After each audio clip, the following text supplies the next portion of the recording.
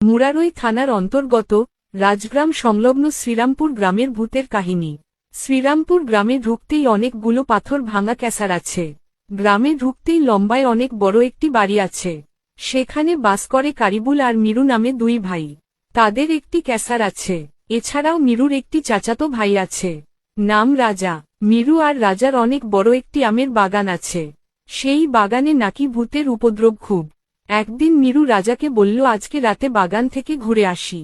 অনেক দিন থেকে যায়নি। তারপর তারা বাগানে গেল। কিছুক্ষণ যাওয়ার পর তারা গাছের উপর দেখল কি যেন একটা বসে আছে। কাছে আসতেই দেখা যায় একটি ভূত। রাজা ও মিরু দুজনেই খুব সাহসী। ভূত আস্তে আস্তে তাদের দিকে এগিয়ে আসে। তারপর তারা পকেট থেকে ছুরি বার করে। ভূত তাদের দিকে আসতেই তারা তাকে মেরে ফেলে। মারার সঙ্গে সঙ্গে তারা দৌড়ে বাড়ি চলে যায়।